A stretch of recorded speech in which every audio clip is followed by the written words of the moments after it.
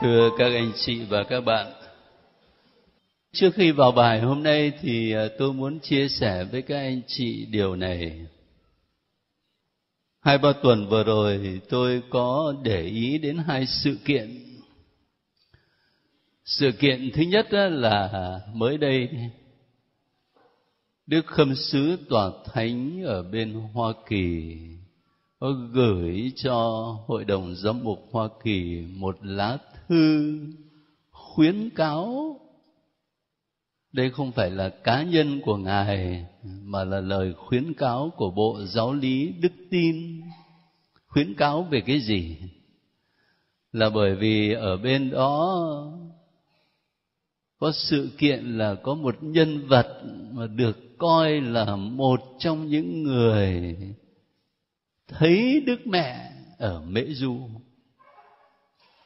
Và người đó cũng lại sinh sống ở bên Mỹ, rồi bây giờ tổ chức những buổi quy tụ để thuyết trình. Thế thì Đức Khâm sứ Tòa Thánh mới khuyến cáo về chuyện đó. Và khi khuyến cáo như vậy thì người ta mới nhớ lại là không phải mới đây, mà từ năm 1991, tức là cách đây 12 năm rồi, thì các giám mục ở Yugoslavia đã lên tiếng về chuyện Đức Mẹ hiện ra ở Mễ Du. Và các ngài nói rằng dựa vào điều tra của các ngài thì không có cái gì để chứng minh chắc chắn đây là mạc khải của Chúa cả. 12 năm trước các ngài đã nói rồi. Rồi sau đó thì Bộ Giáo lý Đức Tin tiếp tục nghiên cứu và điều tra.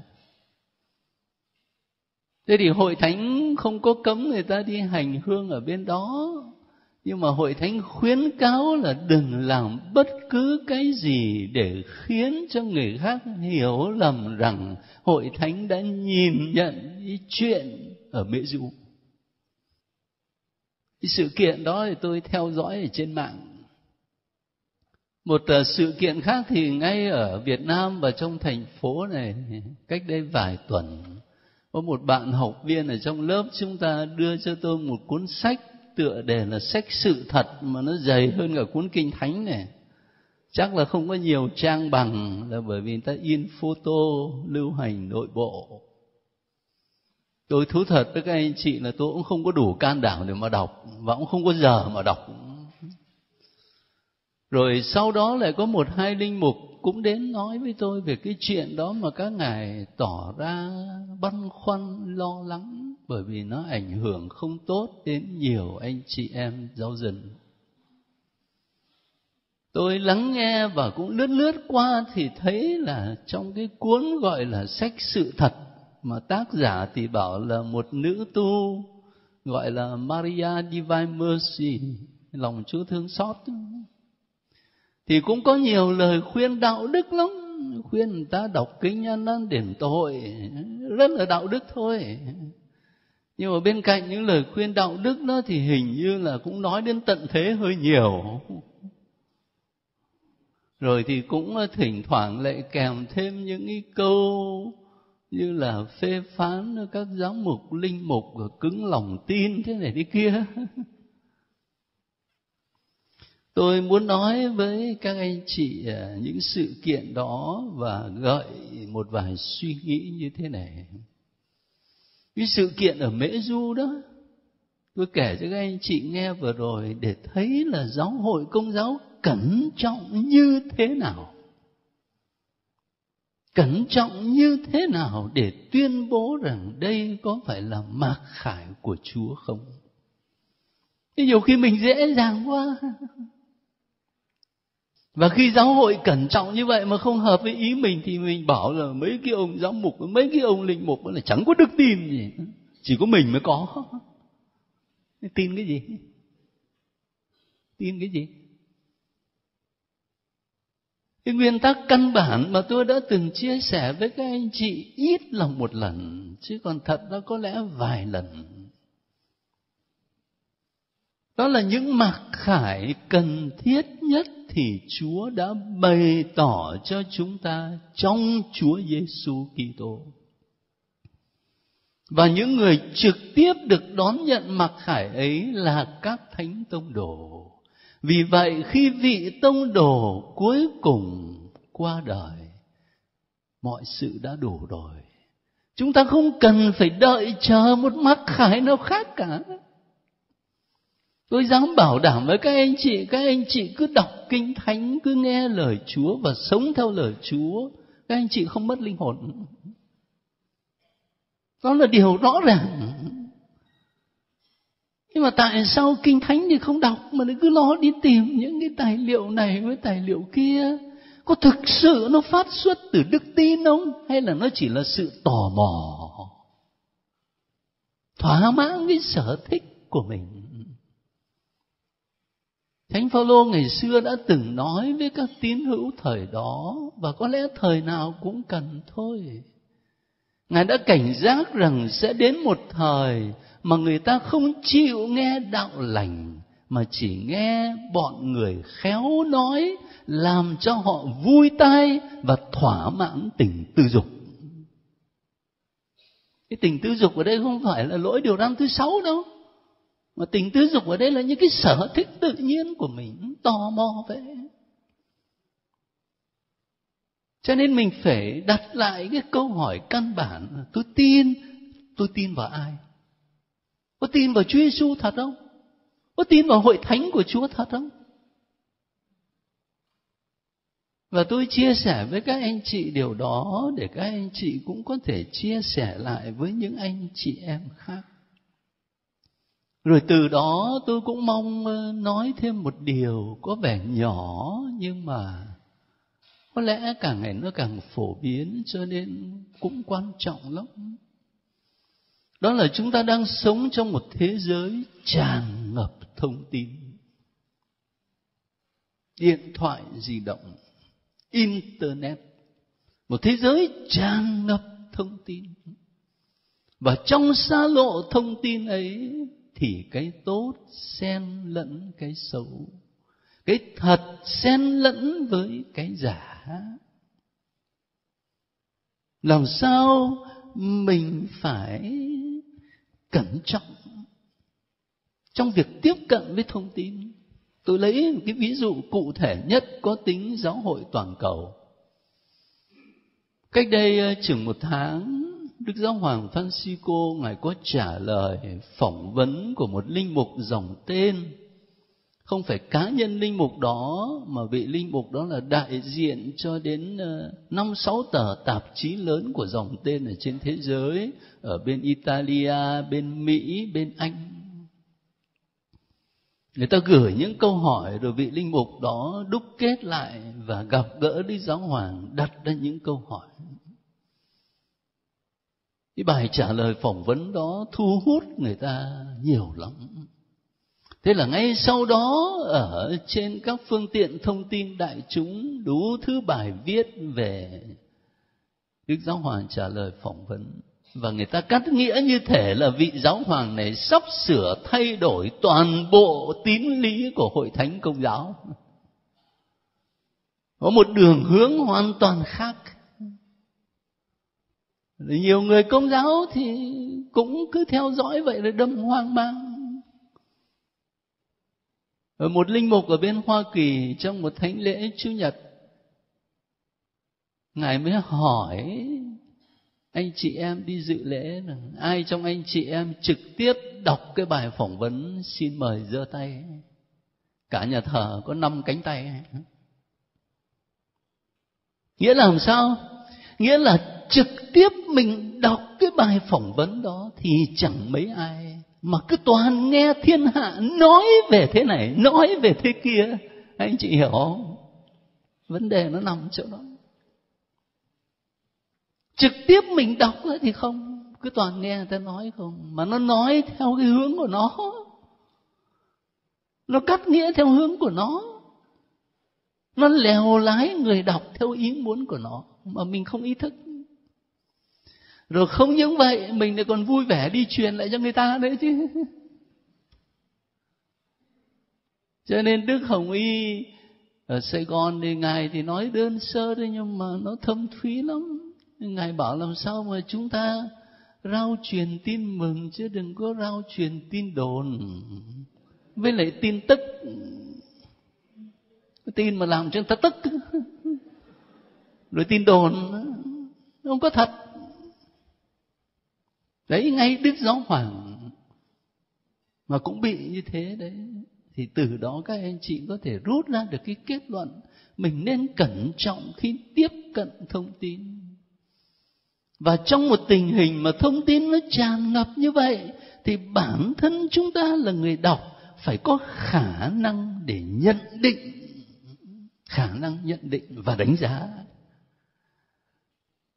Nhiều khi tôi giúp giáo lý cho các anh chị, hoặc là đồng hành với các anh chị đọc Kinh Thánh nhé, thì cũng hàm cái mục đích là để giúp các anh chị có nền móng và có khả năng để tự mình nhận định, chứ không phải để người ta lèo lái mình. Và như thế thì tự mình phải cẩn trọng, và đồng thời phải cẩn trọng khi mình chuyển thông tin cho những người khác. Chứ còn người ta chỉ đánh vào tâm lý của con người. Nếu tôi nói thật, các anh chị mở những trang tin ra, những cái tin nào mà thu hút người ta nhất? Toàn những tin về bạo lực, đánh đấm, về sex, về tình dục, về mốt áo này, mốt áo kia, lại khái vậy. Còn những cái suy tư nghiêm túc, những giáo huấn nghiêm túc, ít người để ý. Cái xu hướng của thời đại là như thế. Thế chúng ta là người Công giáo, mình phải có sự cẩn trọng, cần thiết khi tiếp cận những thông tin như thế, ảnh hưởng đời sống đức tin của chính mình, rồi của những người chung quanh. Đấy là một vài chia sẻ tôi mong được nói với các anh chị, nó từ những sự kiện có tính thời sự mà tôi tiếp cận trong 2-3 tuần vừa qua. Thế bây giờ thì mình phải vào bài của mình, chứ nếu không thì lại đi về mất. Cách đây 1 tuần đó, chúng ta đã nói đến điều răn thứ 5, và có nhiều vấn đề quá, cho nên mình phải trình bày trong 2 tuần thì mới đủ được. Thế hôm nay chúng ta tiếp nối bằng cách tập trung vào khía cạnh này. Mình đọc điều răn thứ 5 đơn giản đấy là đừng giết người, chớ giết người. Tức là nó mới chỉ ở cái mặt tiêu cực thôi, cái tội không có được phạm, phải không? Bây giờ phải thấy hàm chứa ở trong điều răn đó một khía cạnh tích cực là phải tôn trọng phẩm giá con người. Khi nói đến phẩm giá con người ở đây, tất cả chúng ta đều hiểu phẩm giá là ở chỗ con người được tạo dựng theo hình ảnh của Thiên Chúa. Và vì thế con người có tính toàn diện xác hồn. Thế cho nên khi ta phân tích vấn đề thì phải chia nó ra, nhưng mà trong thực tế là phải nhìn tính toàn diện. Vậy thì bây giờ theo cái nhìn phân tích ấy, mình bàn trước hết là tôn trọng sức khỏe thân xác, sức khỏe thể lý. Các anh chị có thể theo dõi thì thấy tôi viết cho các anh chị là sự sống và sức khỏe là những ơn quý giá Thiên Chúa ban cho mỗi người. Vì thế phải chăm sóc sức khỏe cách hợp lý. Thế nhưng cổ võ việc tôn thờ thân xác lại là chuyện khác. Có 2 thái cực. Nói về mặt triết học, nếu các anh chị có dịp mà học triết học thì sẽ thấy các triết gia Hy Lạp, đặc biệt là Plato, người ta nói là ông ta có cái nhìn nhị nguyên. Cái nhìn nhị nguyên về con người Và chúng ta vẫn có cái kiểu nói như thế, con người ta có xác, có hồn. Chứ không phải con người ta là hồn và xác. Mình vẫn nói là có hồn, có xác, nhị nguyên. Thế thì ông ta quan niệm cái thân xác nó là nhà tù của linh hồn. Nó bị giam giữ, nó bị tù túng trong cái nhà tù thân xác. Và vì thế làm sao linh hồn phải vượt ra khỏi cái thân xác đó để bay về thế giới của những ý niệm. Không nói thần thánh mà thế giới của những ý niệm. Cái tư tưởng đó về đời sống đạo đức cách nào đó nó cũng tác động lên Kitô giáo theo như phân tích của một số nhà tư tưởng. Cho nên có một thời mà người ta khuyến khích là phải hãm dẹp thân xác hết mức. Cho nên là phải lấy roi mà đánh cơ mà. Để làm gì? Như vậy thì linh hồn mới bay bổng về với Chúa được.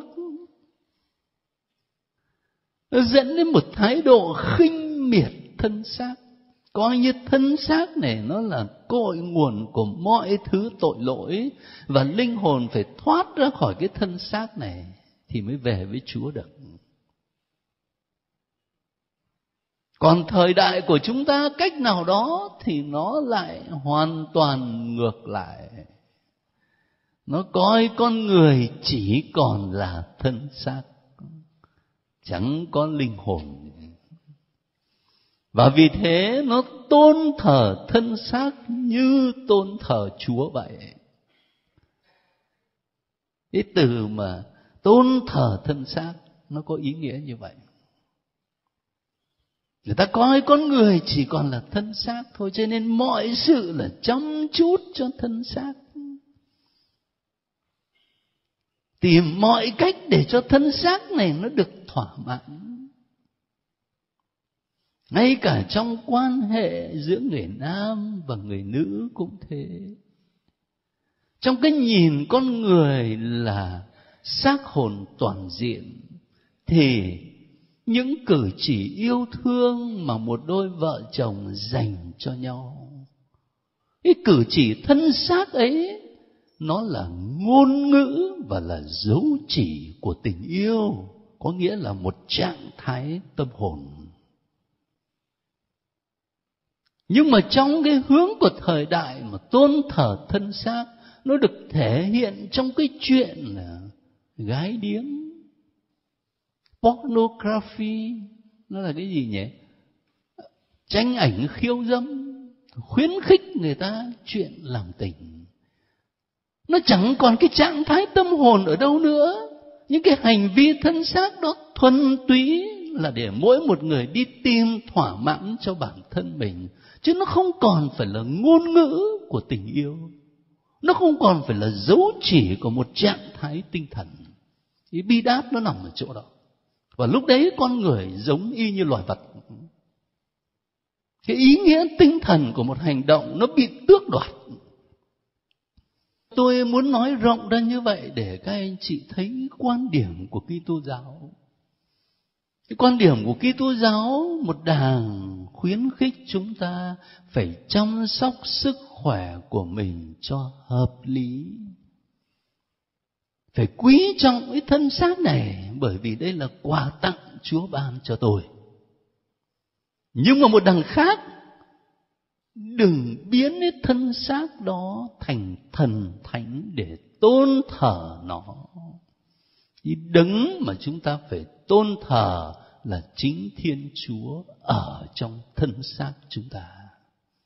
Anh em không biết rằng anh em là đền thờ của Chúa Thánh Thần sao? Thánh Phaolô nói như vậy. Cho nên giáo hội Công giáo mời gọi mình có một cái nhìn nó trung dung. Chính vì vậy mà trong chuyện này, nhân đức cần thiết nhất là nhân đức nào? Tiết độ. tiết độ. Tiết độ có nghĩa là mình tránh những gì thái quá. Hoặc là cái này cũng thái quá, hoặc là cái kia cũng thái quá.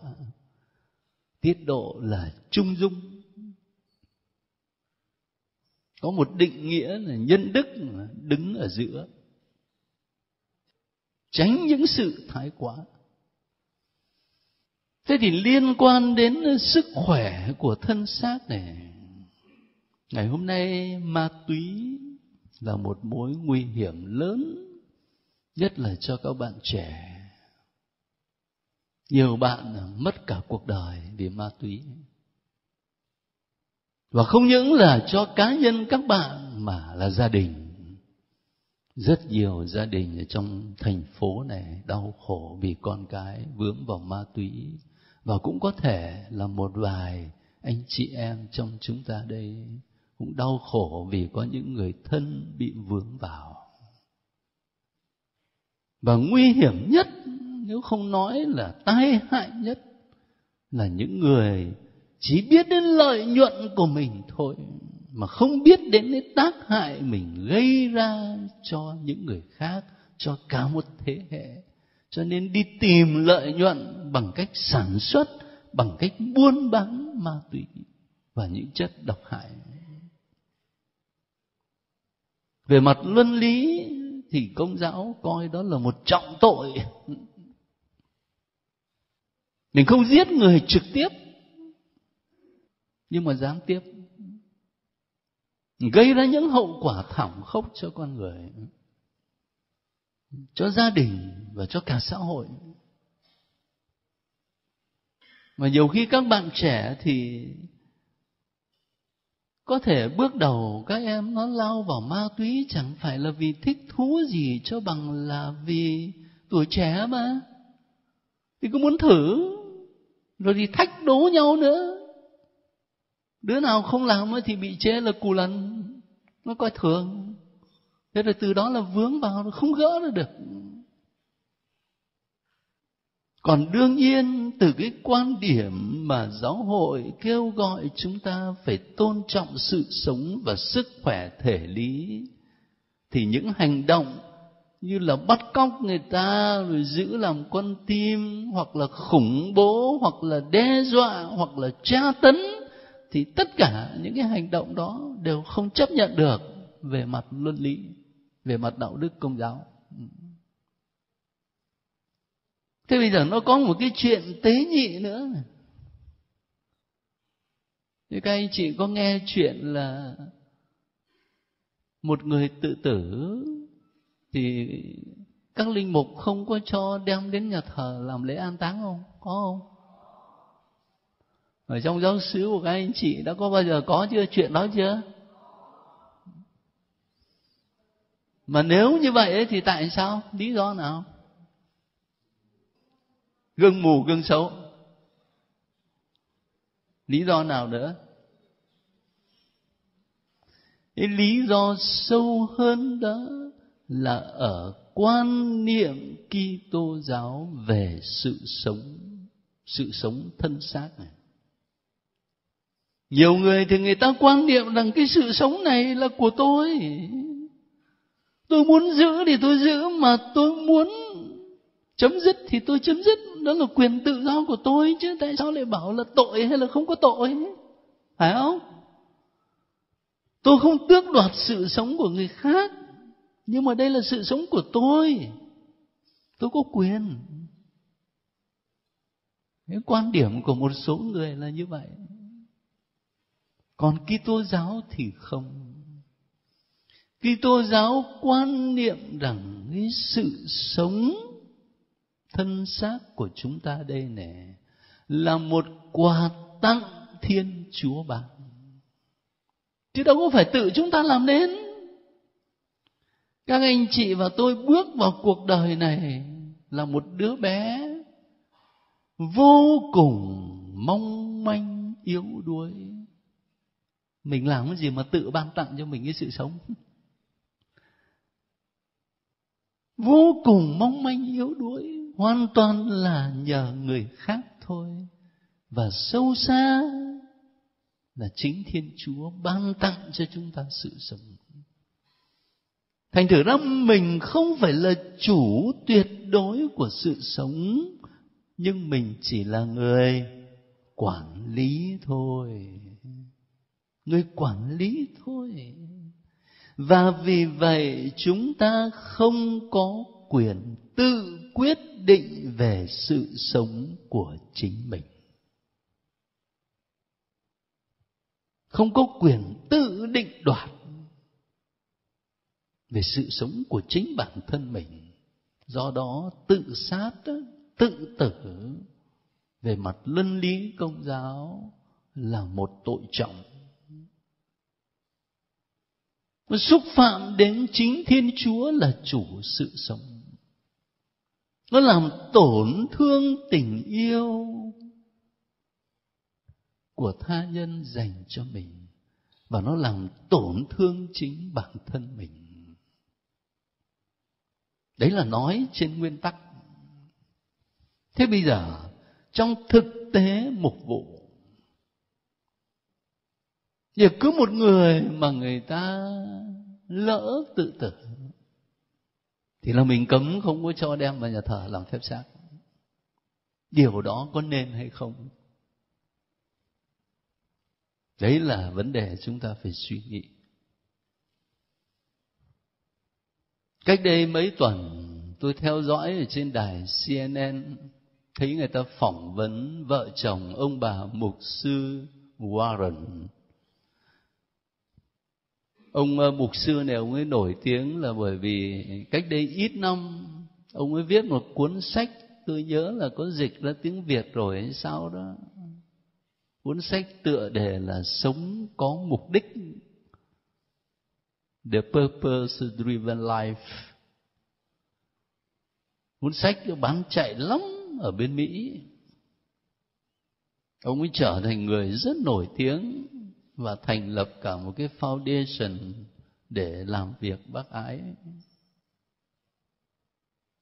Thế mà điều không ngờ là cách đây chừng 1 năm hay chưa tới 1 năm, tôi không nhớ rõ, hai ông bà mục sư đó có một người con trai lớn, anh ta tự tử. Thế thì chắc là nhiều người vô tình sẽ đặt câu hỏi một cách ngược ngạo ở đấy, ông mục sư đấy, ông giảng về Chúa đấy, về đức tin đấy, mà con ông nó tự tử đấy.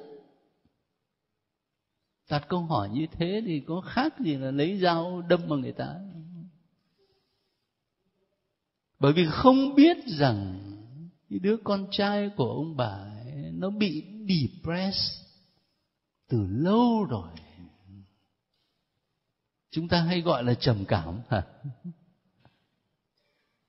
Tôi lấy một cái ví dụ đó để muốn nói là có những rối loạn tâm thần mà nó đến mức độ trầm trọng, người ta không làm chủ được hành động của mình nữa. Lúc đấy mà người ta tự tử thì hỏi rằng có thực sự là một trọng tội như luân lý Công giáo vẫn nói không? Mà xem ra đó, thời đại của chúng ta càng ngày người ta mắc bệnh tâm thần càng nhiều, càng ngày càng depressed nhiều. Là vì cái thời đại này là thời đại đề cao cái tôi và đánh giá trị của một con người dựa trên sự thành công bên ngoài, thành công vật chất này, có nhiều tiền của, thành công về tiếng tăm nhiều người biết đến. Cho nên là có cả những bạn trẻ, có cả những người được gọi là ngôi sao tự tạo scandal để cho người ta biết đến mình. Trong một cái thời đại mà người ta đề cao sự thành công như vậy, thế rồi những người khác mà không vươn đến được sự thành công ấy thì rơi vào trong cái tình trạng chán nản, thất vọng, coi như là cuộc đời mình chả còn giá trị gì nữa.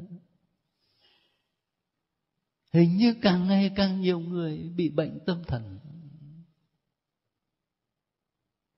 Và khi rơi vào cái tình trạng rối loạn tâm thần trầm trọng như thế, người ta cũng làm chủ được hành vi của mình. Thế chúng ta phải suy nghĩ lại về mặt mục vụ. Mình phải có một thái độ nào cho thích hợp. Về mặt đức tin á, đặt câu hỏi rằng thế thì người tự tử ấy, người ta có được cứu rỗi không? Thế chắc chúng ta sẽ trả lời trên giấy trắng mực đen, nó phạm tội trọng như thế thì chỉ có xuống hỏa ngục thôi. Cái đó là trả lời theo kiểu toán học, 2 cộng với 2 là 4. Thế nhưng một câu hỏi khác đặt ra, có ai trong chúng ta biết rằng trong những giây phút cuối cùng cái gì diễn ra ở trong tâm hồn của người đó không? Có biết không? Đâu ai biết được. Có thể chỉ trong một chớp mắt như một luồng sáng, Thiên Chúa soi sáng cho người ta để nhận ra cái hành động của mình làm là không đúng. Và người ta thành tâm sám hối thì sao? Cho nên đừng có vội vã kết luận. Sự phán xét của Thiên Chúa là một sự phán xét đầy tính hiện sinh, chứ không phải là sự phán xét theo cái kiểu toán học chia con người thành từng lô rồi đẩy mỗi người vào cái lô này, vào cái lô kia. Mà Thiên Chúa nhìn mỗi một con người như một con người độc đáo trong hoàn cảnh cụ thể và riêng biệt của họ, với tất cả những diễn biến tâm lý tinh thần hết sức là tinh tế mà chúng ta không biết gì hết. Cho nên đừng vội vã kết án. Tốt hơn cầu nguyện cho nhau, nâng đỡ nhau bằng tình yêu, bằng lòng thương xót, bằng sự khoan dung, tốt hơn nhiều. Đấy, khi nói về cái sự tôn trọng sức khỏe thể lý, sức khỏe thân xác, có một đôi điều mà tôi mong các anh chị đón nhận từ giáo huấn của giáo hội. Thì chúng ta mới nói đến cái sự sống thân xác thôi, nhưng mà con người còn có sự sống tâm linh chứ, có đời sống thiêng liêng mà. Thành thử ra mình không phải chỉ tôn trọng sự sống thể lý của bản thân và của người khác, mà còn phải tôn trọng sự sống tâm linh, sự sống linh hồn của tha nhân nữa. Và trong lĩnh vực này thì cái mà làm tổn thương đến sự sống thiêng liêng của người khác là những gương xấu của chúng ta. Để đánh giá xem cái gương xấu mình phải chịu trách nhiệm như thế nào thì nó có 3 yếu tố này. Thứ nhất đó, cái gương xấu đó nó trầm trọng hay nó bình thường. Chẳng hạn như là bố lái xe đưa con đi học mà đèn đỏ là chuyên môn vượt thôi, thế không phải là gương xấu à? Nhưng mà cái gương xấu ấy nó so với gương xấu mà bố làm gương cho con là đi đánh hàng xóm là gãy hết cả hàm răng của người ta thì sao? Cho nên phải xem tự cái gương xấu đó nó trầm trọng hay nó nhẹ hơn. Và thứ hai là cái vị trí của người làm gương xấu. Cũng một gương xấu mà một người ở ngoài người ta làm thì nó khác hơn là gương xấu đó mà cha mẹ làm cho con cái, thầy cô giáo làm cho học trò. Tại sao vậy? Là bởi vì cái vị thế của mình. Vị thế của mình là cha mẹ, là nhà giáo thì mình phải giáo dục con, mà bây giờ mình lại làm gương xấu cho chính nó. Và yếu tố thứ ba là vị trí của người chịu cái gương xấu đó. Cái người chịu gương xấu đó là một người lớn đã trưởng thành thì khác, còn đang khi đó là một em nhỏ thì lại khác. Cho nên chúng ta mới hiểu tại sao mà Chúa Giêsu mới nói rằng là làm gương xấu cho một trong những kẻ bé mọn này thì lấy đá cột vào cổ, quăng xuống nước.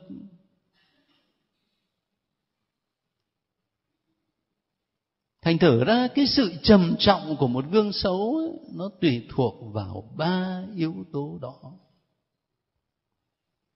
Thứ nhất là tự gương xấu đó nó như thế nào. Thứ hai là vị thế của người làm gương xấu. Và thứ ba là cái vị trí của người chịu cái gương xấu đó. Nói như thế để thấy là trong tư cách làm cha mẹ trong gia đình, cũng như chúng ta là những người, nhiều anh chị ở đây nhà giáo hoặc là đi dạy giáo lý cho thiếu nhi, cho thanh thiếu niên, thì trách nhiệm của mình lại nặng hơn nữa. Và vì trách nhiệm nặng vậy cho nên mình cần phải cầu xin ơn Chúa để có thể phần nào sống gương mẫu, thay vì làm gương xấu cho những người mà mình có trách nhiệm giáo dục. Khi bàn về vấn đề này đó thì ở trong sách giáo lý Hội Thánh Công giáo còn có một cái tầm nhìn nó lớn hơn cơ. Tầm nhìn nó lớn hơn ở chỗ là Hội Thánh nói rằng gương xấu cũng có thể phát sinh do luật pháp này, thể chế này, thời trang này, hoặc dư luận. Gương xấu phát sinh do luật pháp, có không? Ví dụ bây giờ theo cái nhìn của luân lý Công giáo thì rõ ràng là phá thai là một trọng tội ấy gì. Thế bây giờ có những luật. Thánh Lễ TV trân trọng cảm ơn quý vị đã quan tâm theo dõi và đăng ký kênh. Kính chúc quý vị luôn được mạnh khỏe, bình an trong Chúa và mẹ. Xin chào và hẹn gặp lại quý vị trong các video tiếp theo.